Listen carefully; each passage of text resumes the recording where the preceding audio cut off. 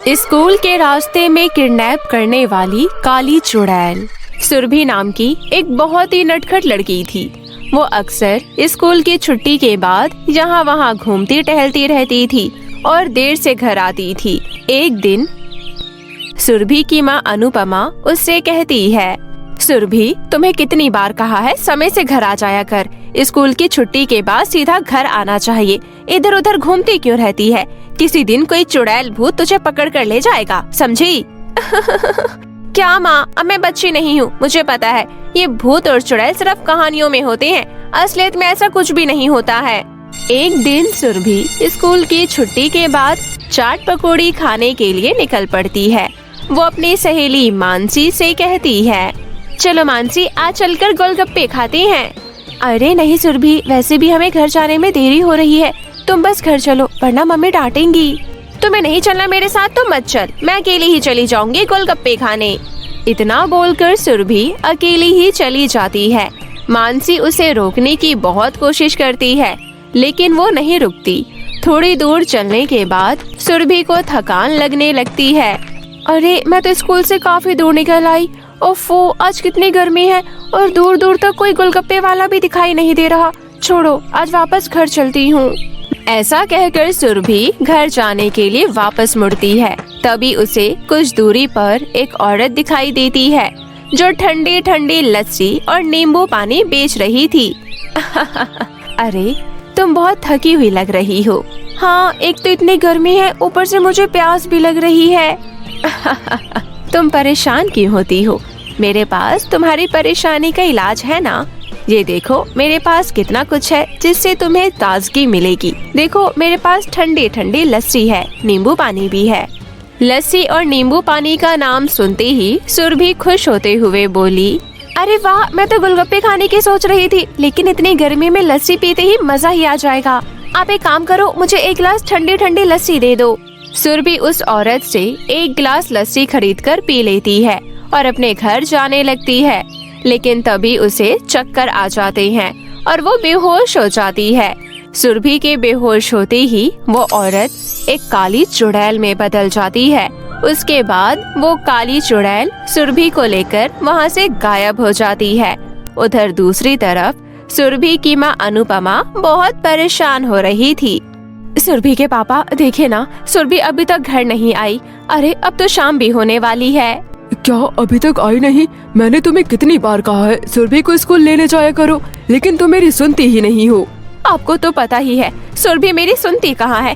कहती है मैं बड़ी हो गई हूँ, अपने आप घर आ जाया करूँगी। मेरा तो आज बड़ा दिल घबरा रहा है। चलो जी, चलकर सुरभि को ढूंढते हैं। सुरभि के माता पिता उसे ढूंढने निकल जाते हैं। तभी सुरभि की माँ को सामने से मानसी आती हुई दिखाई दी। मानसी बेटी, तुम तो घर आ गई हो, लेकिन मेरी सुरभि कहाँ है? क्या वो अभी तक घर नहीं आई? लेकिन वो तो मेरे साथ ही स्कूल से बाहर निकली थी। फिर उसने मुझसे कहा कि उसे गोलगप्पे खाने हैं। मैंने उसे मना किया था, लेकिन जब वो नहीं माने तो मैं घर आ गई। अरे ऐसे भी कौन से गोलगप्पे खा रही है कि अभी तक घर ही नहीं आई? आने दो उसे, आज उसी का गोलगप्पा बना दूंगी। सुरभि के माता पिता उसे जगह जगह ढूंढ रहे थे। वहीं दूसरी तरफ सुरभि को होश आ जाता है। वो देखती है कि वो तहखाने जैसी जगह में है और वहाँ उसके साथ और भी बच्चे थे। अरे ये क्या, मैं कहाँ हूँ और तुम सब कौन हो और मैं यहाँ कैसे आई? तभी उनमें से एक बच्चा बोला, बस करो, सारे सवाल एक साथ ही पूछ लोगी क्या? अरे राजू, उससे ऐसी बात मत करो, वो बेचारी तो पहले से ही डरी हुई है। तभी सुरभि हैरान होते हुए बोली, मुझे बताओ ना, आखिर ये सब क्या हो रहा है? मेरा नाम राजू है और हम सबको यहाँ एक काली चुड़ैल लेकर आई है। वो चुड़ैल भेष बदलकर और सब बच्चों को अपनी ठंडी लस्सी और नींबू पानी पिलाकर बेहोश कर यहाँ ले आती है। क्या इसका मतलब मैं किडनैप हो गई हूँ, वो भी एक चुड़ैल से? हाँ, उस चुड़ैल ने हम सबको यहाँ पकड़ कर रखा है। लेकिन क्यों? आखिर वो हम बच्चों से चाहती क्या है? ये तो हमें भी नहीं पता, हम तो बस यहाँ कैद है। तभी वहाँ पर काली चुड़ैल आ जाती है। इस नए बच्चे के बड़े सवाल है। हाँ तो बता, क्या सवाल है? मैं दूंगी जवाब। तुमने हमें यहाँ क्यों कैद कर रखा है? ये अच्छा सवाल है, तो ध्यान से सुन। मैं चुड़ैल बनने से पहले बच्चा चुराने की गैंग में काम करती थी और मैंने बहुत सारे बच्चों को किडनैप किया था। फिर मैं उन्हें विदेश में बेच दिया करती थी। लेकिन एक दिन पुलिस ने मुझे पकड़ लिया और गोली मार दी और मरने के बाद मैं एक चुड़ैल में बदल गई। चुड़ैल की बात सुनकर सुरभि और वहाँ मौजूद सभी बच्चे दंग रह जाते हैं। अरे तुम सब तो अभी से डर गए, आगे की कहानी तो सुनो।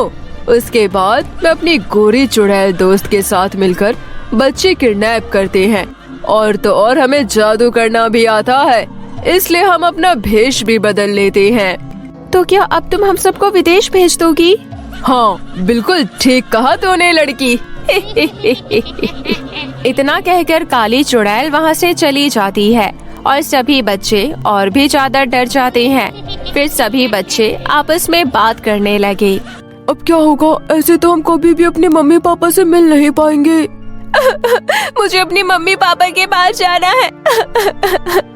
तभी सुरभि बोली, नहीं ऐसा नहीं हो सकता, मेरा नाम सुरभि है, सुरभि, मुझे कोई भी नहीं पकड़ सकता, ये काली चुड़ैल भी नहीं। लेकिन तुम करोगी क्या? अब मैं जैसे जैसे तुम्हें कहूँ तुम बिल्कुल वैसा ही करना। सुरभि सब बच्चों को अपना प्लान बताती है। थोड़ी देर बाद सभी बच्चे एक साथ रोने लगते हैं। उनका रोना सुनकर काली चुड़ैल और उसके दोस्त गोरी चुड़ैल दौड़ी हुई वहाँ आ जाती है। क्या हुआ? क्यों गला फाड़ फाड़ कर चिल्ला रहे हो? क्या हुआ बताओगे या फिर रोते ही रहोगे? वो सुरभि भाग गई और हम सब यहीं रह गए, इसलिए हम सब रो रहे हैं। क्या भाग गई? लेकिन कैसे? हम तो बाहर ही बैठे हुए थे। वो खिड़की से कूदकर भाग गई, अभी अभी तो भागी है, ज्यादा आगे नहीं गई होगी। क्या? अरे चलो जल्दी से उस लड़की को पकड़ो, वो ज्यादा दूर नहीं गई होगी। एक बार मेरे हाथ आ जाए फिर मैं उसको छोड़ूंगी नहीं। उसकी इतनी हिम्मत कैसे हुई यहाँ से भागने की? चलो चलकर उसे पकड़ते हैं। काली चुड़ैल अपने दोस्त गोरी चुड़ैल के साथ गुस्से में सुरभि को ढूंढने के लिए बाहर की तरफ भागने लगी, लेकिन जल्दबाजी में उन्होंने दरवाजा खुला ही छोड़ दिया। सुरभि बाकी बच्चों के पीछे छुपी हुई थी और वो दोनों चुड़ैल के जाते ही बाहर आ गई। देखा दोस्तों, मेरा आइडिया काम किया ना? सच में सुरभि तुमने तो कमाल कर दिया। चलो अब हम यहाँ से जल्दी से भागते हैं, इससे पहले कि वो दोनों चुड़ैल यहाँ आ जाए।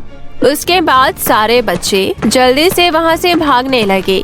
सभी बच्चे काफी दूर भागकर थक गए और एक जगह जाकर बैठ गए। तभी सुरभि बोली, आखिरकार उस किडनैपर चुड़ैल से जान छूटी, बहुत भयानक थी वो चुड़ैल।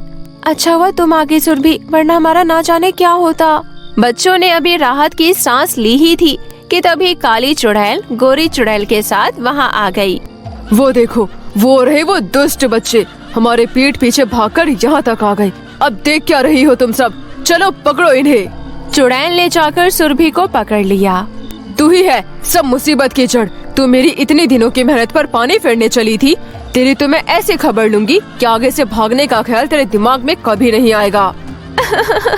बेवकूफ चुड़ैल। क्या कहा तूने? तूने मुझे बेवकूफ कहा? हाँ और क्या, तुम बेवकूफ नहीं तो और क्या हो? अरे तुमसे तो 100 गुना समझदार ये गोरी चुड़ैल है। क्या? ऐसा क्यों? आखिर तुझे ऐसा क्यों लगता है? अरे और क्या, ये गोरी चुड़ैल खुद तो आराम करती है और तुम्हें बच्चे किडनैप करने भेजती है और उसके बाद तहखाने की रखवाली करने के लिए भी तुम्हें ही भेजती है। अरे तुम तो बस इसकी नौकरानी हो, नौकरानी। सुरभि की बातों से काली चुड़ैल पर बहुत गहरा असर होता है। तभी गोरी चुड़ैल कहती है, अरे तुम इस लड़की की बातों में क्यों आ रही हो? काली चुड़ैल ये बहुत चालाक लड़की है, ये हमारे बीच लड़ाई करवा रही है। उसकी बात मत सुनो और पकड़ो उसे।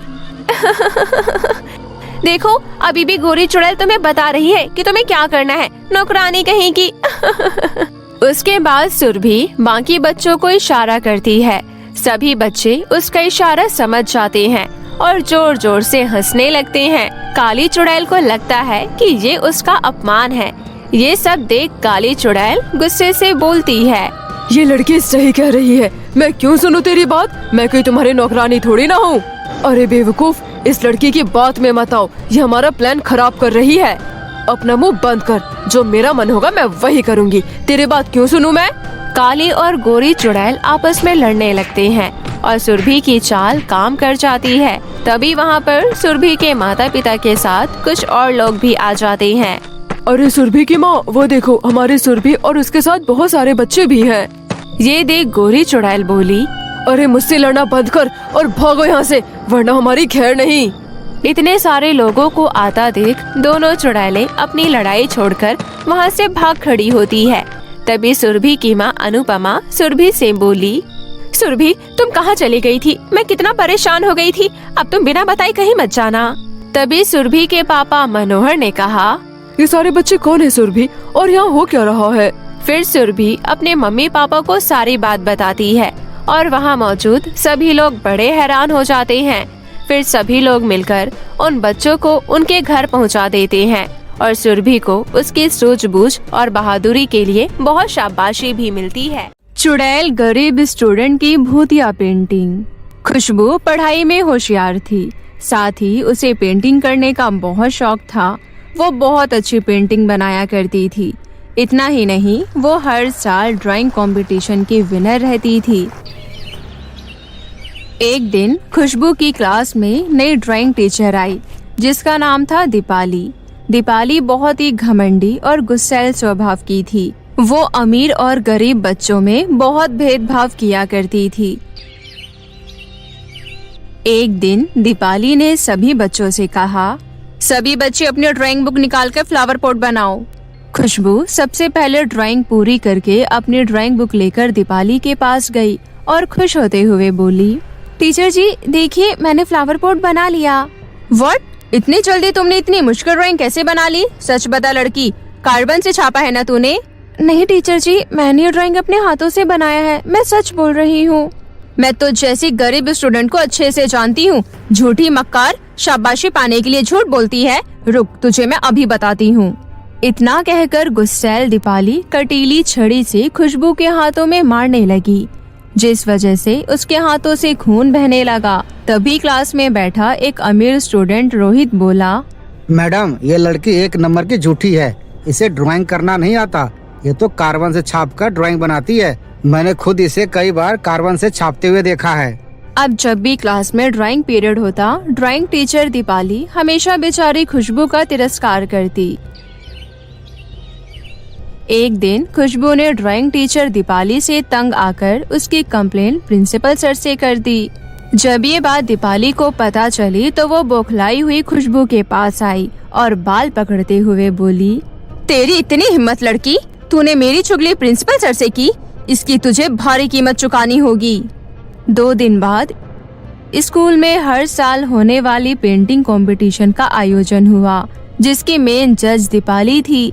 खुशबू ने बहुत अच्छी पेंटिंग बनाई थी, लेकिन दीपाली ने जानबूझकर खुशबू की पेंटिंग डिस्क्वालीफाई कर रोहित को विनर घोषित किया। हर बार पेंटिंग कंपटीशन में विनर रहने वाली खुशबू को इस बात का बहुत दुख हुआ। तभी रोहित हंसते हुए बोला, विनर तो मुझे ही बनना था। तेरी पेंटिंग तेरे शक्ल की तरह घटिया है। दीपाली मैडम ने मुझे विनर बनाकर सही किया। आखिर वो हमारे स्टेटस की है। पर मैंने पेंटिंग बहुत अच्छी बनाई थी।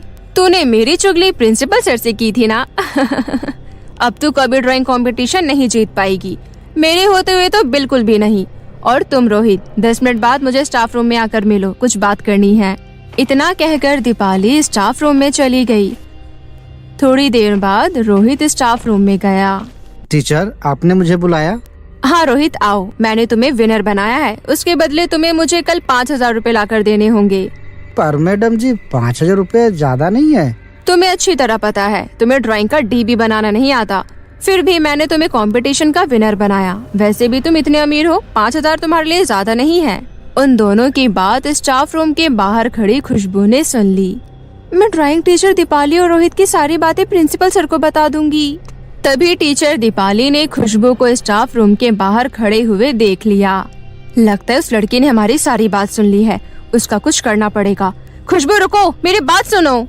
लेकिन खुशबू नहीं रुकी और बदहवास सी प्रिंसिपल रूम की तरफ जाने लगी। दीपाली ने दौड़कर खुशबू का हाथ पकड़ा और उसे स्कूल की टेरेस पर ले गई। टीचर, छोड़ो मेरा हाथ। अरे ऐसे कैसे छोड़ दूं? तेरी वजह से आज मेरी नौकरी खतरे में पड़ सकती थी, पर मैं ऐसा होने नहीं दूंगी। इतना कहकर टीचर दीपाली ने खुशबू को जोर से धक्का दिया और खुशबू की स्कूल की छत से नीचे गिरने से मौत हो गई। सब यही समझेंगे, इसने पेंटिंग कंपटीशन में हार कर अपनी जान ले ली। इस घटना के 1 साल बाद। Good morning ma'am. Good morning बच्चों, जल्दी से सब अपने ड्राइंग बुक निकालो, आज तुम्हारा ड्राइंग का पीरियड है। सभी बच्चे अपने अपने ड्राइंग बुक निकालकर एक लाइन में ड्राइंग टीचर मेघना के पीछे पीछे ड्राइंग रूम चले गए। तभी रोहित अपने दोस्त चिंटू के साथ क्लासरूम में वापस आया। अरे क्लास के सभी बच्चे कहाँ चले गए? कहीं स्कूल की छुट्टी तो नहीं हो गई? तुम कितने भुलक्कड़ हो, आज हमारी ड्राइंग की क्लास है, सभी ड्राइंग रूम में गए होंगे। अचानक दोनों की नजर लास्ट बेंच पर बैठी एक लड़की पर गई जो ड्राइंग बुक पर पेंटिंग बना रही थी। तभी रोहित उसके पास गया और बोला, तुम न्यू एडमिशन हो क्या? तुम्हारा नाम क्या है? लेकिन वो कोई जवाब नहीं देती और अपनी पेंटिंग बनाने में बिजी थी। तभी रोहित उसकी पेंटिंग छीन कर बोला, तुम बहरी हो क्या? मैं कब से तुमसे पूछ रहा हूँ और तुम हो कि अपनी पेंटिंग करने में लगी हो। मेरी पेंटिंग बुक मुझे वापस कर दो। ये कहते हुए लड़की चुड़ैल में बदल गई और गुस्से से बोली, मेरी पेंटिंग बुक को छूने की तेरी हिम्मत कैसे हुई? अरे अरे चिंटू, इसकी तो आंखें एकदम लाल है। ये तो चुड़ैल है रोहित, भाग यहाँ से वरना ये चुड़ैल हमें मार डालेगी। दोनों तेजी से क्लासरूम से बाहर भागने लगे। तभी चुड़ैल लड़की उनके सामने आकर खड़ी हो गई। मैं तुझे यहाँ से जिंदा बचकर भागने नहीं दूंगी। चिंटू, ये चुड़ैल तो दरवाजे पे ही जम गई।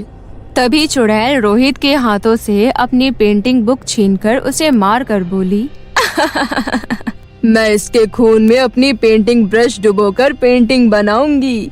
उसके बाद चुड़ैल आखिरी बेंच पर बैठकर रोहित की लाश की पेंटिंग बनाने लगी। तभी मौका देखकर रोहित का दोस्त चिंटू वहाँ से भाग खड़ा हुआ। वो तेजी से भागता हुआ क्लास टीचर मेघना के पास गया। टीचर जी। अरे चिंटू, तुम इतने हाफ क्यों रहे हो और तुम डरे हुए भी लग रहे हो, क्या बात है?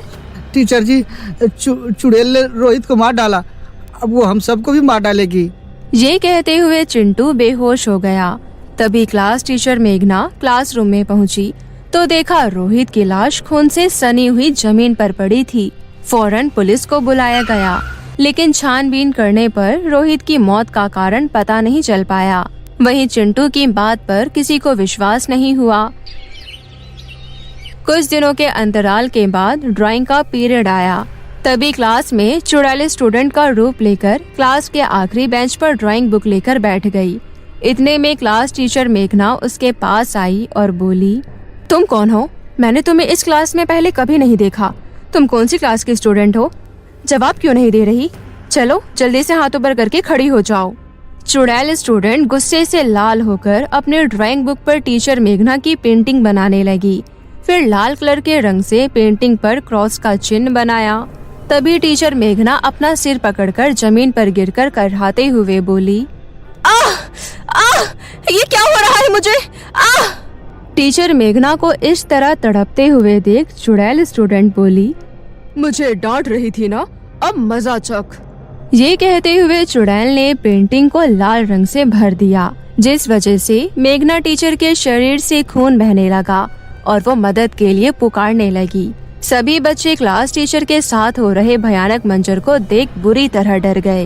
लेकिन चुड़ैल के बगल में बैठी रुचिका की नजर चुड़ैल की पेंटिंग पर पड़ गई। फिर वो मन ही मन बोली, इस लड़की की पेंटिंग में जो टीचर की सूरत है और जो कुछ ये पेंटिंग में टीचर जी के साथ कर रही है, वही हकीकत में टीचर जी के साथ हो रहा है। मुझे जल्दी से कुछ करना होगा। रुचिका होशियारी से क्लासरूम से निकलकर प्रिंसिपल रूम की तरफ भागी। तभी चुड़ैल स्टूडेंट ने उसे जाते हुए देख लिया। फिर उसने उस रुचिका की पेंटिंग बनानी शुरू की। वहीं दूसरी ओर रुचिका प्रिंसिपल रूम में पहुंचकर प्रिंसिपल सर से बोली, प्रिंसिपल सर, जल्दी से मेरे साथ चलिए, मेघना मैडम की जान खतरे में है। कैसा खतरा? साफ साफ बताओ, आखिर हुआ क्या है? एक अनजान स्टूडेंट हमारी क्लास में आकर पेंटिंग बनाकर मेघना मैडम को मारना चाहती है। आप मेरे साथ जल्दी चलिए। वहीं दूसरी ओर स्टूडेंट चुड़ैल ने रुचिका की पेंटिंग पूरी कर उस पर अनगिनत क्रॉस के निशान बनाए। इतना करते ही रुचिका की गर्दन प्रिंसिपल सर की आंखों के सामने धड़ से अलग होकर जमीन पर गिर गई और वो तड़प तड़प कर मर गई। तभी अचानक चारों तरफ धुआं उठा और चुड़ैल प्रिंसिपल सर के सामने आकर खड़ी हो गई। कौन हो तुम? सर, आपने मुझे पहचाना नहीं? मैं खुशबू हूँ। खुशबू? पर तुम चुड़ैल कैसे बन गई? और तुम टीचर और बच्चों को नुकसान क्यों पहुंचा रही हो? चुड़ैल बनी खुशबू प्रिंसिपल सर को सारी सच्चाई बताते हुए बोली, मुझे मारा गया है, मैं अपनी मौत का बदला लेकर रहूंगी। दीपाली टीचर कहाँ है? मैं कब से उसे ढूंढ रही हूँ। दीपाली मैडम तो कुछ दिनों से छुट्टियों पर गई है, अगले हफ्ते आने वाली है। लेकिन तुम यहाँ से चली जाओ। स्कूल के बाकी टीचर्स और बच्चों ने तुम्हारा क्या बिगाड़ा है? उन्हें नुकसान क्यों पहुँचा रही हो? मैं कानून की मदद से दीपाली को सजा दिलाऊंगा। नहीं, मैं स्कूल से तब तक नहीं जाऊंगी जब तक मैं अपने हाथों से अपने कातिल को मार नहीं देती। तभी मेरी आत्मा को मुक्ति मिलेगी। और जब दीपाली छुट्टियां बिताकर स्कूल वापस लौटी तो उसे क्लासरूम में आखिरी बेंच पर बैठी पेंटिंग बना रही खुशबू दिखाई दी। उसके अलावा बाकी बच्चे क्लास में एक भी नहीं थे। तुम कौन हो और बाकी बच्चे कहाँ गए? तुम कुछ बोलती क्यों नहीं? आखिर तुम आ ही गई, मुझे तुम्हारा ही इंतजार था। कौन हो तुम? मैं वही गरीब स्टूडेंट हूँ जिसे तूने छत से धक्का देकर मार दिया था और अब मरने की बारी तेरी है। ये कहते हुए चुड़ैल ने ड्राइंग बुक पर दीपाली की पेंटिंग बनाई और उस पर कई सारे क्रॉस की लकीरें खींचने लगी। देखते ही देखते दीपाली का पूरा शरीर लहूलुहान हो गया और वो तड़प तड़प कर मर गई। फिर चुड़ैल स्टूडेंट अपनी पेंटिंग बुक लेकर वहाँ से हमेशा के लिए गायब हो गई। मीना सिलाई मशीन पर कपड़े सिल रही थी। तभी उसकी छोटी बहन रिंकी रोते हुए स्कूल से आती है, जिसे देखकर मीना घबरा जाती है। क्या हुआ रिंकी, तू ठीक तो है ना? और तू इतनी जल्दी स्कूल से क्यों आ गई? सब ठीक है ना? दीदी, कुछ भी ठीक नहीं है। मास्टर जी ने मुझे धक्के मारकर क्लास से निकाल दिया और कहा कि जब तक मैं अपनी स्कूल की फीस जमा नहीं कराऊंगी तब तक वो मुझे स्कूल में कदम भी नहीं रखने देंगे। तू उदास मत हो मेरी बहन, कुछ ग्राहकों के पैसे बाकी हैं। मुझे पूरा विश्वास है उससे तेरी फीस जरूर पूरी हो जाएगी। इसके बाद मीना गांव में अपने ग्राहकों के घर जाती है। अरे मनोहर भैया, आपकी बीवी ने 2 सूट सिलवाए थे, 1 महीना हो गया है, अभी तक उन्होंने पैसे नहीं दिए हैं और अब वो अपने मायके चली गई हैं। क्या आप मुझे उनके सूट के पैसे दे सकते हैं? मुझे इस वक्त बहुत जरूरत है। देखो मीना, ये सूट बूट का हिसाब तुम हमारी मेहरिया से ही रखा करो, हमें इसके बीच में ना लाया करो। मीना उदास होकर दूसरे घर चली जाती है। चाची नमस्ते। चाची, इस वक्त मुझे पैसों की बहुत जरूरत है, आप मुझे कुछ पैसे दे सकती हैं क्या? बदले में मैं आपके कपड़े सिल दूंगी।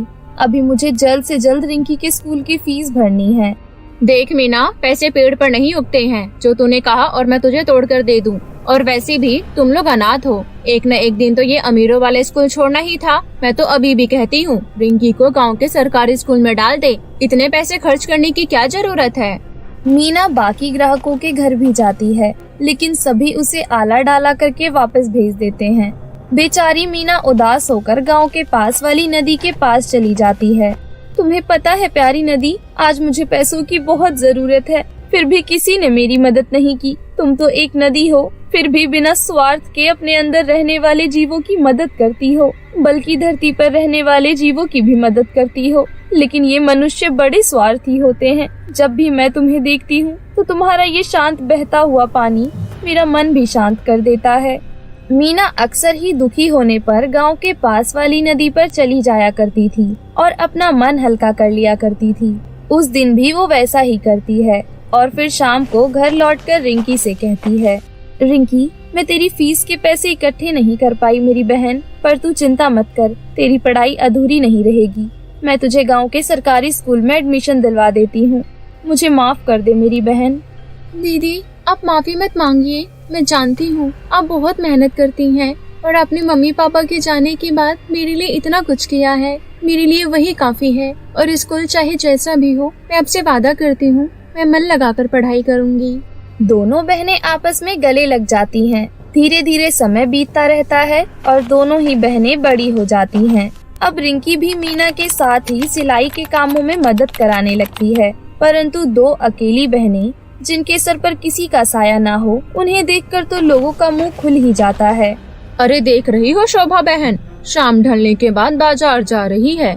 अरे सरिता बहन, क्या पता बाजार जा रही है या कहाँ जा रही है, रात के अंधेरे में कहाँ ही पता चलता है। वैसे भी सर पर किसी का साया नहीं, आगे पीछे कोई रोक टोक है नहीं, हर तरह की आजादी है इन्हें। हाँ सही बात है, कहीं भी जाकर मुंह काला करे, किसे पता चल रहा है। इससे अच्छी तो हमारी लड़कियां हैं। ये तो अभी तक घर पर कुंवारी बैठी हैं। हमारी लड़कियां तो हमें हमारे नाती नतनी भी दे चुकी हैं। मीना और रिंकी सड़क से गुजरते हुए उन दोनों महिलाओं की बातें सुन रही थीं। और ये कोई पहली बार नहीं था। गांव में बहुत से लोग उन दोनों के बारे में इस तरह से बातें करते थे। इसके बाद अगले दिन मीना फिर उस नदी के पास जाती है। हे प्यारी नदी, ये दुनिया सच में बहुत कठोर है। ये मुसीबत में पड़े लोगों की मदद करने की बजाय उनका मजाक बनाती है, उनकी हिम्मत तोड़ देती है, सही होने पर भी उन्हें गलत ही ठहराती है। सच में नदी, ये दुनिया बहुत खराब है। लेकिन अब मैंने भी ठान लिया है, मैं अपनी बहन की शादी अच्छे से करवाऊंगी ताकि सबके मुंह बंद हो जाएं। इसके बाद मीना अपनी बहन रिंकी के लिए एक अच्छा रिश्ता ढूंढने लगती है, जिसके लिए वो रामू काका के पास जाती है। देखो मीना, तुम लड़की की बड़ी बहन हो और तुम्हारे सर पर कोई साया भी नहीं है, इसलिए मैं ज्यादा कुछ नहीं मांगूंगा, लेकिन थोड़ा बहुत दहेज तो तुम्हें देना ही पड़ेगा। इसलिए तुम 2 लाख रुपए, 1 तोले की चेन और लड़के के लिए एक अंगूठी बनवा कर दे देना। बाकी बारात का अच्छे से स्वागत सत्कार कर देना और मुझे कुछ नहीं चाहिए। पर ये तो बहुत सारे पैसे हैं, इतना मैं कहाँ से लाऊंगी? अब देखो, शादी कर रही हो तो इतना तो खर्चा आएगा ही। मीना मन में सोचती है, मुझे रिश्ता तो मिल गया, अब जैसे तैसे पैसों का इंतजाम भी हो जाएगा। मैं पैसों के लिए अपनी बहन की जिंदगी बर्बाद नहीं कर सकती। मैं खूब मेहनत करूंगी और कैसे न कैसे करके पैसे जमा कर ही लूंगी। इसके बाद मीना रिश्ते के लिए हाँ कर देती है। फिर वो शादी का सारा सामान जुटाने लगती है। अगर मैं रिंकी का लहंगा खुद सिल लूं तो काफी पैसे बच जाएंगे और मुझे रिंकी की पसंद भी पता है, तो लहंगा और भी अच्छा बन जाएगा। इसलिए मीना रिंकी की शादी का लहंगा खुद ही सिलने लगती है। पर किस्मत को ये भी रास नहीं आता, वो जैसे ही रिंकी का लहंगा सिलने लगती है, उसकी सालों पुरानी साथी, उसकी सिलाई मशीन उसका साथ छोड़ देती है। ये देखकर मीना बहुत ही उदास हो जाती है। उसकी आंखों में आंसू मोती बनकर टपकने लगते हैं। वो रोती हुई वापस उस नदी के पास जाती है। हे प्यारी नदी, ये जीवन गरीबों के लिए इतना कठोर क्यों है? जब भी लगता है सब ठीक होने वाला है, तभी सब बेकार हो जाता है। अब मैं और सहन नहीं कर सकती, मुझे अपने अंदर ले लो। मीना नदी के अंदर पांव रखने वाली होती है कि तभी नदी में से एक देवी प्रकट होती है और देवी के प्रकट होते ही उस नदी में जादुई सैंडल और जादुई लहंगे बहने लगते हैं। ये दृश्य देखकर मीना पूरी तरीके से हक्की बक्की रह जाती है। ये सब क्या है? हैरान मत हो मीना, मैं इस नदी की देवी हूँ। तुम जब भी मुझसे बात करती हो, मैं तुम्हारी हर बात सुनती हूँ। सच कहूँ, तुम्हारे जैसा सच्चा दिल मैंने आज तक नहीं देखा। इसलिए आज मैं तुम्हारी मदद करने के लिए स्वयं प्रकट हो गई। और जिस नदी से तुम रोज बातें करती हो, वो कोई आम नदी नहीं है, बल्कि मायावी नदी है। इस नदी में जादुई लहंगे और सैंडल बहते हैं, पर ये केवल उन्हीं लोगों को दिखाई देते हैं जिन्हें मैं चाहती हूँ। इसलिए अब ये तुम्हें भी दिखाई दे रहे हैं और अभी तुम्हारी मदद भी करेंगी। तुम इसमें से 2 लहंगे और 2 सैंडल निकाल दो, एक तुम्हारी बहन के लिए और एक तुम्हारे लिए। पर मैं इस लहंगे और सैंडल का करूँगी क्या? इस लहंगे और सैंडल को मामूली मत समझो मीना, ये इस मायावी नदी की तरह मायावी है। ये जादुई लहंगा तुम्हें हर प्रकार के धन दौलत देगा और ये जादुई सैंडल तुमसे मुसीबतों को कोसों दूर रखेगी। आपका बहुत बहुत धन्यवाद नदी देवी। इसके बाद मीना उस लहंगे और सैंडल को लेकर अपनी बहन के पास जाती है और उसे सारी बात बताती है। दीदी, अगर ये सच में सच है तो अब हमारी जिंदगी अच्छी हो जाएगी। हाँ, अब मैं अपनी बहन की शादी बड़े ही धूमधाम से करूँगी। नहीं दीदी, बड़ी आप हैं, पहले आपकी शादी होगी। नहीं, अब हम दोनों की शादी एक साथ होगी। इसके बाद उन लहंगों को ट्राई करने के लिए दोनों बहनें उन लहंगों से धन दौलत मांग कर देखती हैं और वो लहंगे सच में उन दोनों बहनों को बहुत सारी धन दौलत दे देते हैं, जिससे वो दोनों बहनें अपनी झोपड़ी की जगह एक अच्छा मकान बनवा लेती हैं। उस सैंडल के जोड़े को पहनते ही दोनों बहनों की आधी से ज्यादा मुसीबतें खत्म हो जाती हैं। लोगों के मुंह बंद हो जाते हैं। अब दोनों बहनों के लिए अच्छे अच्छे रिश्ते आने लगते हैं और फिर एक ही परिवार के 2 लड़कों से उन दोनों बहनों का रिश्ता तय हो जाता है। शादी वाले दिन वो दोनों बहनें एक लहंगा और एक सैंडल पहनकर एक दूसरे के सामने खड़ी होती हैं। दीदी, आप तो बहुत ही सुंदर लग रही हो, मानो किसी चांद के टुकड़े को श्रृंगार से सजा दिया गया हो। मेरी बहन, तू भी आज बहुत सुंदर लग रही है। आज तो शादी में लाइटों की जरूरत ही नहीं पड़ेगी, सारी रोशनी तो तू ही बिखेर रही है। दोनों बहनें आपस में गले लगकर एक दूसरे को बहुत प्यार करती हैं और फिर शादी के मंडप में आ जाती हैं। शादी की तैयारियां बहुत ही सुंदर तरीके से हुई थी। पूरा गांव उन दोनों बहनों की शादी की तैयारियां देखकर हैरान था। फिर बड़े ही धूमधाम से उन दोनों बहनों की शादी हो जाती है और वो दोनों बहनें एक साथ एक घर में चली जाती हैं। कुछ समय बाद उनके पतियों का काम धंधा ठीक ना चलने पर वो फिर से उस लहंगे और सैंडल से मदद मांगती हैं और वो लहंगा और सैंडल सच में इस बार भी उन दोनों की मदद करता है, जिसके लिए वो उस मायावी नदी और उन दोनों लहंगे और सैंडल का धन्यवाद करती हैं। मीना अपने जैसे और भी लोगों की उस लहंगे और सैंडल से मदद करने लगती है और आगे का जीवन हंसी खुशी बिताने लगती है। तो दोस्तों, अगर आपको हमारी कहानी अच्छी लगी हो तो हमारे चैनल सोका टीवी को अभी सब्सक्राइब करें।